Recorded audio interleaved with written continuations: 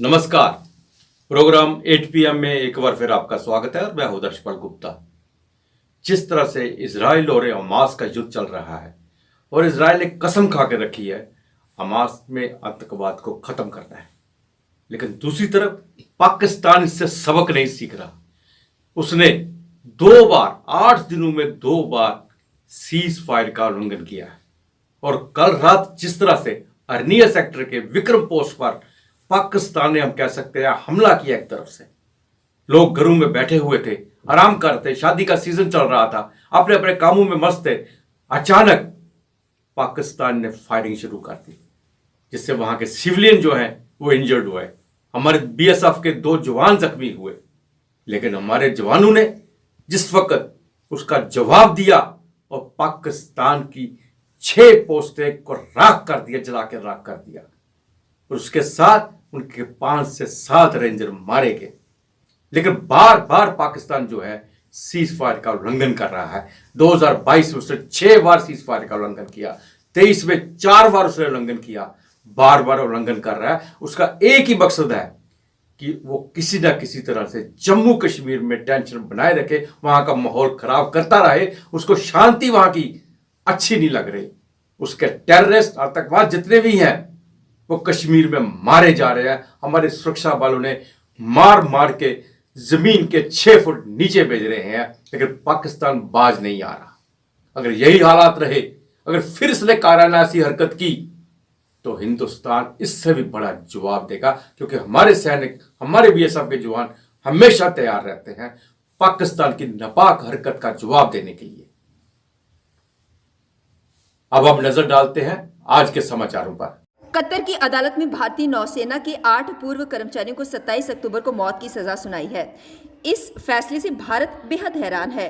उसने इस निर्णय को चौंकाने वाला बताया। हालांकि भारत सरकार ने साफ कर दिया कि वह इस मामले में सभी कानूनी विकल्पों पर विचार कर रहा है। हैरानी वाली बात तो ये है कि कतर के साथ भारत के रिश्ते अच्छे माने जाते हैं। इसके बाद भी कतर ने 8 भारतीयों को मौत की सजा सुनाई है।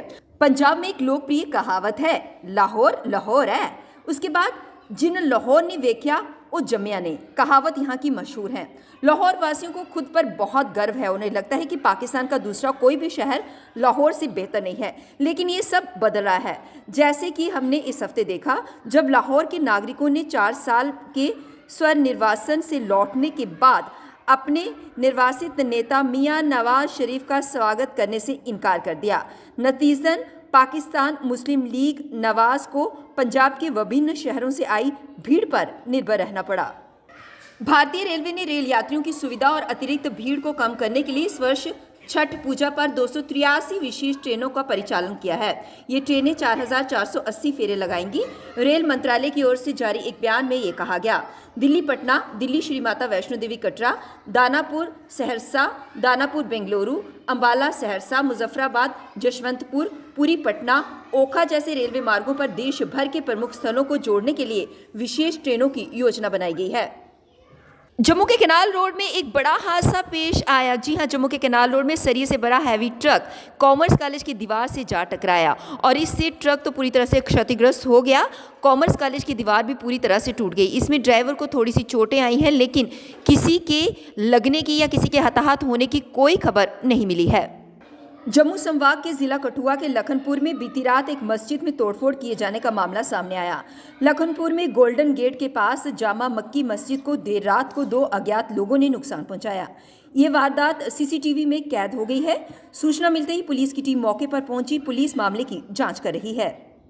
उन्होंने शीशे तोड़े और फिर उसके बाद लाते मार कर जो है दरवाज़ा खोला। उसके बाद अंदर से इन्वर्टर, माइक और जो भी अंदर का सामान था वो लाकर बाहर फेंका और उसको तोड़ा। अभी तक हम तो ये जो ऐसी न्यूज़ें हैं, जो ऐसी ये हालात हैं, ये हम बाहर देखते रहे। हमारे लखनपुर, हमारे कठुआ में ऐसा कुछ भी नहीं था। हमारा आपस का भाईचारा, प्यार, मोहब्बत, एक दूसरे के साथ रहन सहन बिल्कुल अच्छा था, एक दूसरे के यहाँ आना जाना। लेकिन ये पता नहीं कैसे लोग थे, कहाँ से आए, किसके ज़रिए से आए।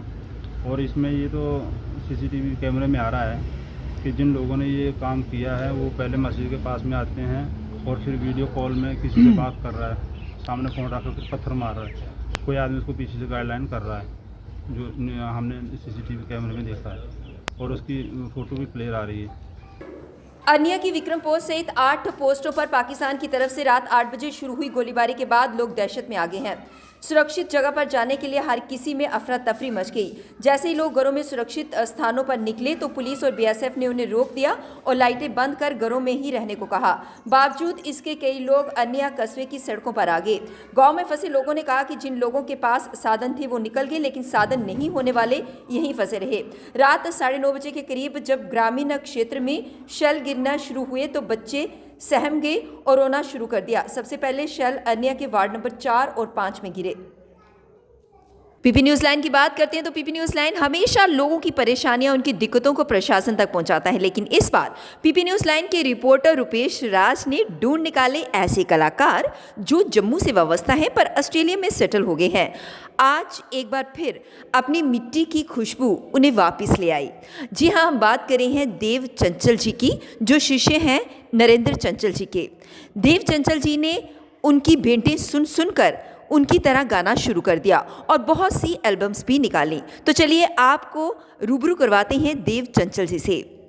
जी, ये उनसे मिलने के बाद हुआ। मैं 2006 में ऑस्ट्रेलिया गया। जब यहाँ थे तब कभी माँ की चौकी, कभी कोई जागरण, कभी अटेंड नहीं किया। जैसे वहाँ गए, धीरे धीरे अपने कामकाज में सेटल हुए, सिटीज़न हुए, फिर धीरे धीरे माँ की भेंटें सुनना शुरू किया। और सबसे पहले नाम जब माँ की भेंटों का बात करें तो वो आदरणीय गुरुदेव का ही आता है। इनको सुनना धीरे धीरे शुरू किया। सुनते सुनते गाने का शौक़ हुआ। इनकी भेंटें हम मंदिर में गाना शुरू किए। धीरे धीरे लोगों ने हमें घर पे बुलाना शुरू किया। चौकी जागरण वहाँ ऑस्ट्रेलिया में शुरू किए। तो ऐसी लिव लगी, पापा जी की ऐसी कृपा हुई, माँ की कृपा हुई कि धीरे धीरे उनकी भेंटें गाते गाते उनके जैसा स्टाइल अपने आप आता गया। लोगों ने कहना शुरू जब किया कि आपकी आवाज़ में उनकी झलक दिखाई देती है, तो मैं कहता हूँ ये उनका आशीर्वाद है, माँ की कृपा है। धीरे धीरे जो भी हूँ उनकी भेंटें सुन सुनकर आज यहाँ तक पहुँचा। हमारा प्रोग्राम कैसा लगा इस पे आप कमेंट्स कीजिएगा और प्रोग्राम को शेयर कीजिएगा। नमस्कार।